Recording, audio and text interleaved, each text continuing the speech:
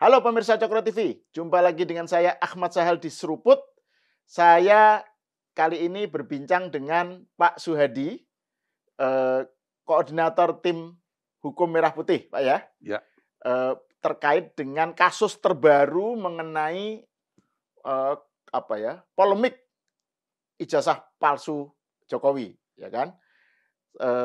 Kemarin kan Roy Suryo dan Dr. Tifa dipanggil ke Polda Metro Jaya sebagai, pokoknya dipanggil lah ya. Terus kemudian kan Roy Suryo bikin penjelasan di keterangan di media setelah itu kan. Dia bilang pemanggilan itu aneh karena ada pelapor tapi tidak ada terlapor. Nah, terus yang kedua, ini pemanggilannya cepat sekali.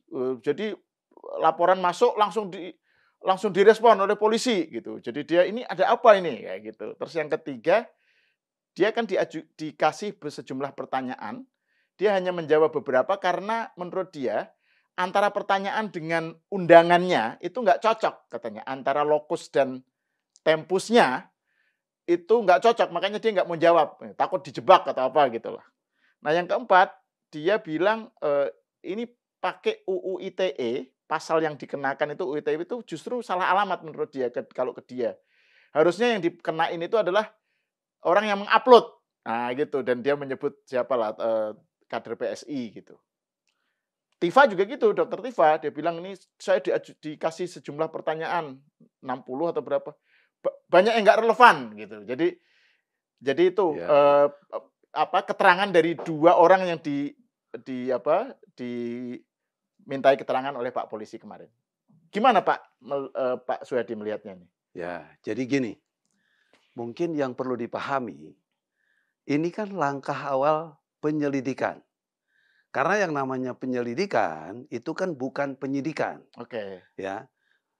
Kalau mungkin ada panggilan yang menentukan tanggal dan lain sebagainya, terus kemudian dia terus berpacu kepada itu, menurut saya juga nggak tepat. Karena kenapa? Ya, yang namanya penyelidikan ya polisi menanyakan dong hal-hal yang berkaitan dengan isu berkaitan dengan masalah ijazah tadi, gitu. Siapa yang terlibat, terus kemudian siapa yang menjadi aktor di dalam persoalan ini, ya. Prinsipnya di dalam kaitan yang namanya penyelidikan, polisi itu mengumpulkan bukti-bukti, mengumpulkan saksi-saksi, ya, untuk menentukan nanti siapa yang menjadi terlapor, ya, siapa yang menjadi ikut terlapor, ya, itu nanti ditentukan dari situ, gitu ya. Nah, terkait menyangkut masalah pertanyaan-pertanyaan yang tidak relevan, yang namanya juga klarifikasi kok. Kan sumber-sumber yang digali oleh polisi tentunya juga udah dipunyai dong, ya. Kamu ngomong ini ada apa? Mana buktinya? Ya, terus siapa saksinya dan lain sebagainya. Ya, namanya juga lagi ngumpulin alat bukti. Jadi polisi nggak bisa di dalam persoalan ini disalahkan, ya. Karena kenapa juga? Saya tadi udah katakan bahwa ini kan belum pro justitia, artinya belum pemeriksaan ini kepada penyidikan, tapi masih penyelidikan. Penyelidikan gitu ya. Penyelidikan itu unsurnya apa aja, Pak? Pendalaman materinya. Ya, mengumpulkan alat bukti, mengumpulkan saksi, ya, mengumpulkan bukti-bukti yang lain, ya. Kira-kira ada nggak tindak pidana dalam kasus ini? Kalau ada, kalau memang nanti terpenuhi unsur 2 alat bukti, karena kan hukum pidana kita ini mengenal, ya, sistem negatif atau mengenal 2 alat bukti. Kalau udah ditemukan 2 alat buktinya ini, nanti polisi akan menggelar perkara ini, ya, untuk menaik kepada penyidikan. Nah, disitulah nanti baru ada pro justitia, ya. Artinya di situ polisi bekerja untuk demi kepentingan hukum yang memang strict untuk menentukan ada nggak siapa tersangkanya setelah ada penyidikan tadi. Siapa tersangkanya? Siapa orang yang ikut menjadi tersangka di dalam kasus ini, gitu ya. Jadi harusnya kemarin menurut saya nih, saya sebagai seorang lawyer, harusnya dijawab dong, itu kan kesempatan dia untuk membela diri dalam kaitan ini. Kalau kemudian dia nggak menjawab dan lain sebagainya, itu menurut saya salah besar. Karena polisi menjawab dan tidak di dalam klarifikasi ini ya, itu bebas-bebas saja. Nggak ada unsur penekanan, nggak ada Oke. unsur seperti apa, nggak ada ya. Jadi kalau dikatakan bahwa polisi begini-begini itu enggak ya itu tadi.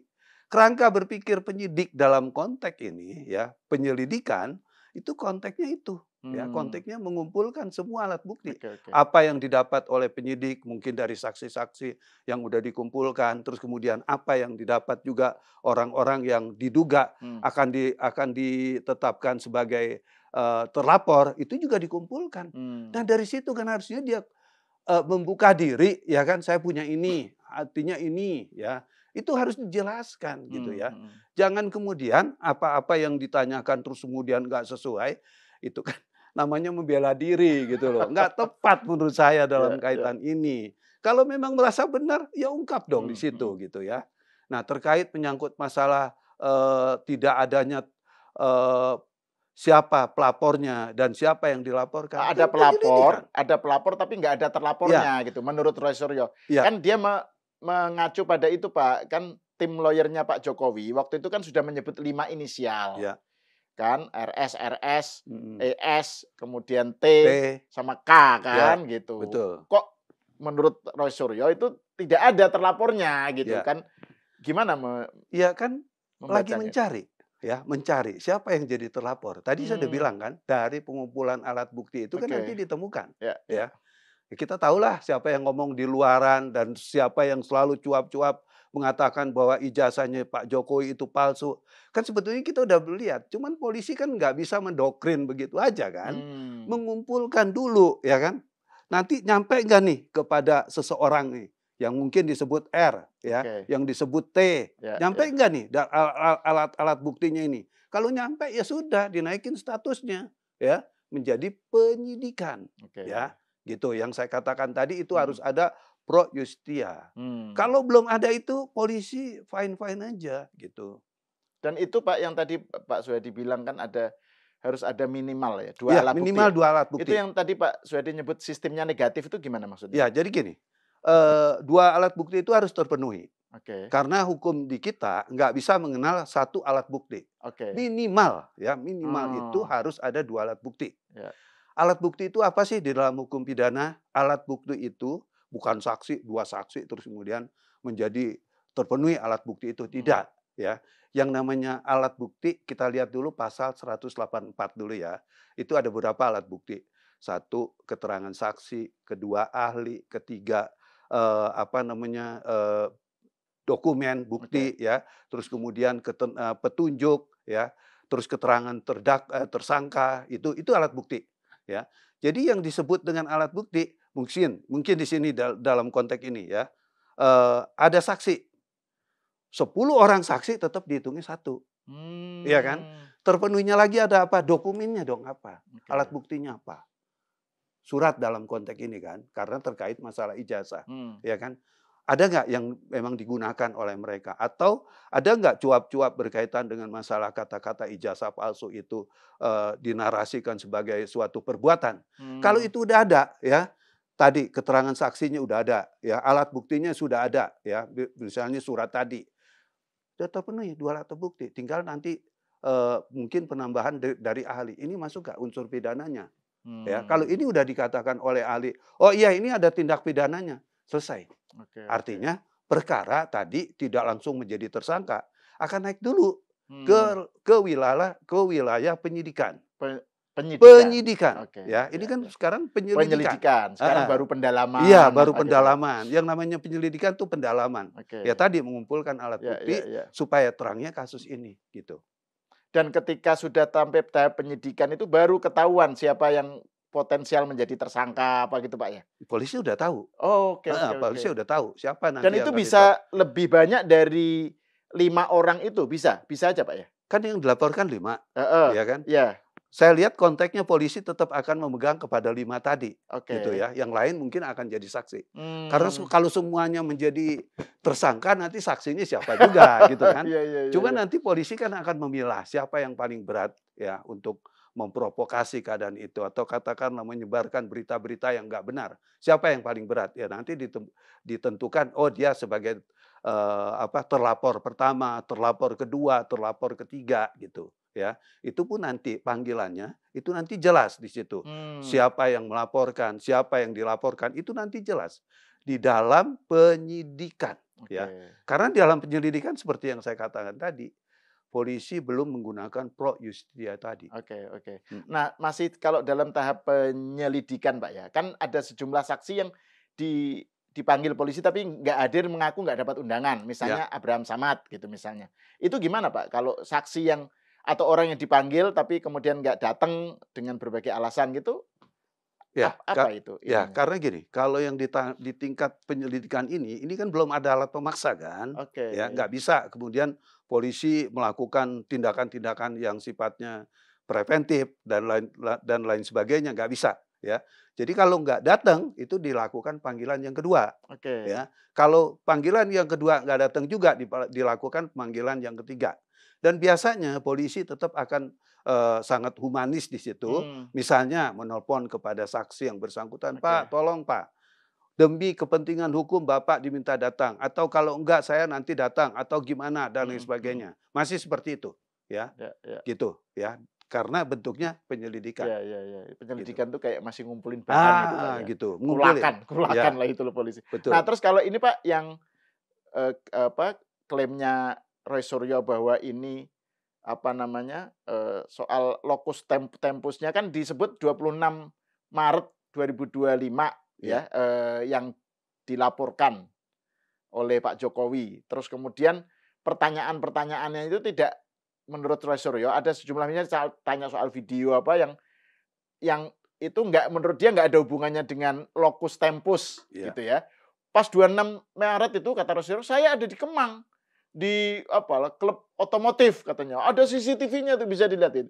Jadi dia berkilahnya begitu. Itu Ya. gimana, Pak? Kalau Gini, soal lokus kalau tempus itu? kalau kita lihat tempus dan lokus, ya. Lokus itu tempat kejadian perkara, Oke. ya. Tempus itu adalah Tempos ya? waktu kejadian perkara, Ya. waktunya. Ya. Dan yang satu tempatnya tadi, Oke. ya kan? Oke. Ya. Ya, kalau saya lihat apakah seperti itu panggilannya? Dugaan saya tidak. Mungkin salah satu penyebutan tanggal, salah Oke. satu, ya kan? Karena kalau tempus kan nggak mengatakan bahwa harus saklek di sini.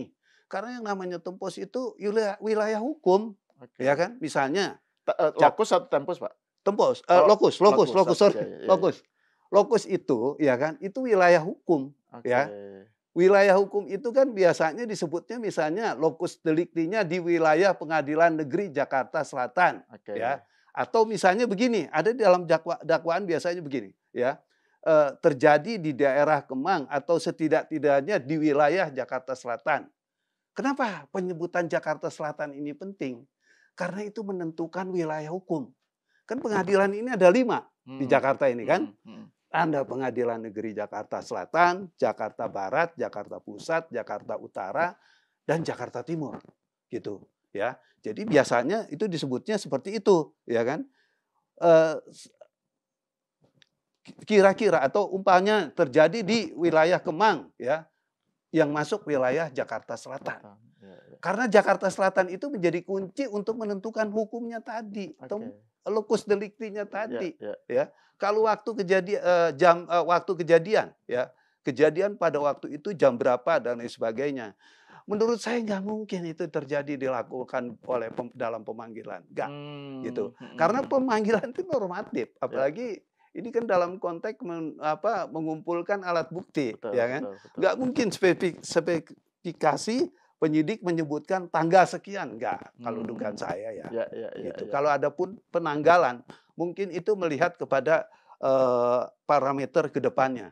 Kan tanggal itu bisa 26, 27, 28, ya kan? Kan itu. Ya. Nah, terus hal lain yang juga disebutkan oleh Roy Suryo soal UU ITE. Ya. Nah, dia akan bilang saya ikut merumuskan apa gitu. Jadi dia merasa bahwa pasal yang dikenakan ke dia yang bukan dikenakan ke dia, pasal yang disebutkan oleh tim lawyernya Pak Jokowi dan itu menjadi tuntutannya lah ya. Itu adalah salah satunya kan ada KUHP dan UU ITE. Nah, menurut Suryo UU ITE itu kalau pasal yang dimaksud kata dia, saya lupa pasalnya, itu yang justru yang harusnya bidik adalah orang yang mengupload dokumen itu gitu loh. Baik. Jadi itu kemudian dia ada kader PSI siapa namanya gitu. Menurut Pak Suyadi gimana itu? Ya gini, Dalihnya dia itu. sebetulnya dalih dia ya nggak salah-salah amat gitu ya. Tapi Hmm. dalam rumusan hukum kan nggak bisa seperti itu, ya. Hmm. Oke, katakanlah ini ada yang mengupload, ya kemudian dia ikut-ikut dalam mengupload itu, ya kan. Terus dia yang menyiarkan dan memberitakan dokumen yang udah diupload tadi.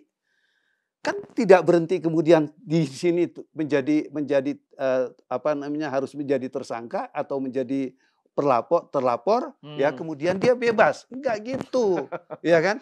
Kan dia yang nyebarin. Iya, iya. Sekarang kan konteksnya, oke, dia nggak membuat atau nggak mengupload itu, dia nyebarin kok. Tiap hari dia bicara di TV. Iya. Itu undang-undangnya jelas kok. Itu ada di dalam pasal 45. Jelas kok yang menyebarkan. Siapa yang menyebarkan dalam konteks ini? Jadi ada yang mengupload, ada yang menyebarkan. Dia ikut nyebarin nggak? Dokter Tipa respon ikut menyebarin nggak? Iya, Menyebarin. iya. Kita tahu berita tentang masalah ijazah palsu itu dari siapa? Dari Roy Suryo dan kawan-kawan. Iya. Bukan dari orang yang disebutin tadi. Tidak.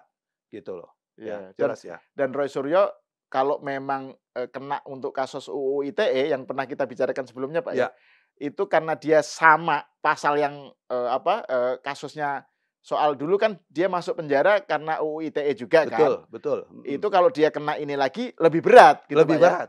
Diperberat. Berapa Pak ininya? Sepertiga dari? Sepertiga. Oh, Jadi ada pemberatan itu sepertiga. Kalau itu dilakukan secara berulang. Karena kenapa? Kita kan udah pernah mengatakan juga, dia ini residivis gitu ya dalam kasus yang lain. Masalah stupa. Saya juga buat tulisan. Dia kan ngengkel itu. Wah, saya nggak membuat itu kok. Saya bilang di dalam tulisan saya, ya kan? Konteksnya ini bukan masalah siapa yang membuat, tapi siapa yang menyebarkan. Yang menyebarkan dia kok, ada di ininya dia, di di Instagramnya dia atau di mananya dia lah. Di akunnya dia, di akunnya dia. Betul, di akunnya dia, gitu. Jadi selesai menurut saya di situ. Nggak bisa lagi dia ngelak dalam kaitan ini. Cuma secara hak asasi itu haknya mereka. Tapi hak hukum juga nanti bicara tentang benar nggak apa yang diargumentasinya itu menjadi pembenaran yang memang dimiliki oleh dia. Gitu. Kalau saya melihat udah jelas kok di dalam persoalan ini. Gitu. Nah kalau ini Pak, kalau kan itu di dalam keterangannya ini saya mau beralih ke penjelasan dari Kabid Humas Polda Metro Jaya kan Pak siapa Kombes Ade siapa saya gitu. kemarin juga lihat itu. Iya itu kan dia bilang misalnya bahwa ini klarifikasi, pendalaman, masih penyelidikan. Terus kemudian kan ada tanya jawab, dia ditanya itu apakah ada dokumen, ada wartawan nanya soal apakah Pak Jokowi sudah memasukkan ijazah aslinya? Enggak, baru fotokopi yang jadi yang dimasukkan adalah fotokopinya. Adalah fotokopi ijazahnya gitu. Kemudian rame lagi digoreng. Tuh kan berarti cuma gitu. Jadi gimana itu Pak tentang tahap yang ada sekarang itu apakah memang memerlukan ijazah asli itu diserahkan oleh Pak Jokowi kepada polisi? Ini sekali lagi kita kembali lagi. Ini tingkat penyelidikan. Ya. Namanya tingkat penyelidikan, dokumen asli itu belum diserahkan. Belum perlu diserahkan. Karena kenapa? Ini kan baru akan ditentukan. Benar nggak kasusnya ini kasus pidana? Ada nggak orang yang memang menjadi tersangkanya? Ada nggak orang yang nanti kemudian sebagai pelaku utama dan lain sebagainya? Itulah konteksnya. Sehingga kalau berkaitan dengan masalah bukti asli, dipegang oleh polisi, itu tingkatnya bukan lagi penyelidikan, tapi di penyidikan. Karena kenapa? Kan kalau nanti barang bukti dipegang oleh Polda, berarti disita dong. Kalau yang namanya penyitaan, itu namanya sudah pro justitia. Artinya sudah demi keadilan. Bukan seperti sekarang. Jadi kalau memang dipegang fotokopinya, bukan berarti polisi nggak tahu aslinya. Kan nggak pantas juga, aslinya diserahkan ke saya. Saya sebagai seorang pengacara, saya akan protes. Kaitan apa polisi pegang-pegang aslinya? Berarti udah disita dong, gitu loh. Kalau belum ada penyitaan, ya nggak boleh diambil, nggak boleh dipegang, gitu. Ya, mungkin jelas ya dalam persoalan ini. Ya, itu clear banget ini penjelasan Pak Suyadi ini. Nah, kalau ini saya mau menanyakan ke hal yang lebih umum nih Pak, terkait dengan tindakan polisi yang sekarang ya, sampai sekarang memanggil saksi dan seterusnya. Ini kan kan kubunya Roy Suryo kan bilang misalnya nggak mempercayai uji forensik polisi gitu misalnya ya. Jadi mereka itu selalu mengklaim bahwa pokoknya yang ada kesan bahwa polisi ini dalam posisi tertuduh, dalam posisi dicurigai. Dicurigai entah itu dikendalikan oleh Mulyono, oleh Pak Jokowi gitu ya. Ya bisa Pokoknya ini bisa itu seperti itu kan. di inilah gitu, bahwa polisi ini akan dikendalikan Ya, oleh Jokowi dan makanya kan dia bilang, "Cepat sekali ininya, prosesnya, ya, baru dilaporkan langsung ditindaklanjuti," gitu. Wah ya, ini ya itu kan kecurigaan, ada kecurigaan gitu. ya, Nah menurut Pak Suyadi gimana itu melihat apa yang terjadi sekarang? ya. Jadi gini, berkaitan dengan menyangkut masalah uji forensik dan lain sebagainya, ya. Terus dia nggak percaya, emang dia siapa? Kan dia warga negara Indonesia. Undang-undang itu sudah menentukan warga negara Indonesia itu harus tunduk kepada hukum yang ada di Indonesia. Hmm, Jangan dia berhayal hidupnya di Australia, terus hukum Australia yang ya. berlaku, nggak bisa begitu. Hukum positif kita sekarang ini adalah KUHP dan KUHAP yang dimiliki salah satunya dalam parameter bekerja itu di polisi. Mhm. Jadi kalau dia bilang forensik dari Indonesia ini nggak dipercayai, saya bertanya dia itu orang orang mana? Ya, kalau dia masih mengaku orang Indonesia, ya dia harus tunduk dong, Hmm. apapun hasilnya. Kalau menurut saya kita nggak perlu layani itu gitu kan, karena koridor hukum yang berlaku di Indonesia adalah koridor hukum yang berlaku di kepolisian, ya, bukannya di kepolisian Australia, bukan. Mhm, Itu mhm. mimpi aja itu menurut saya dia beraya seperti itu. Iya, iya, iya. Ya, Nah, kalau misalnya kan ini sudah ada sejumlah saksi yang dipanggil ya. ya, Terus kemudian misalnya kayak Rosuryo begitu aktif melakukan ketemu media, terus kemudian melakukan pokoknya penarasian gitu ya tentang ya, kasusnya. Itu itu kan dia punya kesempatan untuk membuat framing tentang apa yang terjadi. Itu memang memang boleh itu Pak ya. Kalau dalam tahap sekarang ini dia berbicara seperti itu bukan boleh sih. Itu bagaimana dalam kaitannya dari sudut pandang hukum gitu ya. ya, Kan dia masih tahap diselidiki gitu kan. ya, Terus dia langsung bikin tadi itu misalnya ada sejumlah kejanggalan kayak gitu-gitu. ya. Itu kan kesannya kayak kemudian ingin memframing polisi itu Nggak sedemikian bener lah, rupa. ya Ya gitu, nggak menyimpang benar. lah atau Yes. nggak memihak lah, Ya, ya. betul, betul. Jadi kalau saya lihat apa yang dikatakan oleh dia dalam konteks sekarang, sepanjang memang norma-normanya masih norma-norma yang wajar, itu nggak apa-apa. Hmm. Cuma harusnya kan dia menghormati hukum, ya. Oke. Karena ini masih penyelidikan. Mhm, Dia mhm. pasti punya lawyer lah. Iya, Dia iya. pasti punya pengacara yang menurut saya andal. Masa sih nggak ngerti yang namanya penyelidikan itu apa, ya. Terus kemudian digoreng-goreng dalam kaitan ini dan lain sebagainya. Menurut saya sebetulnya kurang etis. Ya, karena kenapa? Kasih dong kesempatan kepada penyidik untuk menentukan benar nggak dia bersalah, benar Mhm. nggak Pak Jokowi itu ijazahnya asli. Serahkan dong. Kan selama ini itu yang dipertanyakan. Ya. Lah kita serahkan kepada aparat penegak hukum gitu. Jadi cuap-cuap di luar dan lain sebagainya bukan nggak boleh. Hormati penyelidikan, hormati polisi kok. Ya, Polda sekarang lagi bekerja dengan baik, ya. Hati-hati kalau saya lihat juga, ya. Hmm. Terus kemudian kenapa cepat? Ya kan memang udah heboh. Oke. Sesuatu yang heboh, ya kan? Ya harus segera dikerjakan dong. Mhm, Kalau mhm. enggak nanti polisi akan disalahkan lagi. Ya kan? Rakyat kan bukan hanya Roy Suryo, Mhm, mhm. bukannya respon. Rakyat ini 200 juta lebih. Ya itu kan perhatikan juga. Mhm, mhm. Kinerja polisi seperti apa? Diperlambat, orang-orang yang memang mencintai penegakan hukum akan bertanya, kok terseok-seok ada apa? Kan jadi salah lagi polisi. Mhm, mhm, Ya. mhm. Jadi menurut saya on the track penyidik lakukan sesuai dengan ketentuan hukum yang berlaku dan ini lakukan secepatnya. Oke. Jangan sampai ini blunder di tengah jalan juga Mhm, gitu. mhm, mhm, mhm. Ya, Oke, terima kasih Pak Suyadi atas ya. obrolannya. Ada ini nggak Pak, semacam closing remarks dari closing statement dari Pak Suyadi, komentar secara umum mengenai ini, apa yang sedang terjadi sekarang terkait dengan polisi sudah aktif dan Ya, seterusnya ini? baik. barangkali saya berpesan kepada siapapun, hormatilah apa yang dilakukan oleh Polda dalam rangka mencari dan mengumpulkan alat bukti untuk menentukan siapa menjadi tersangka atau siapa yang menjadi pesakitan dalam kasus ini.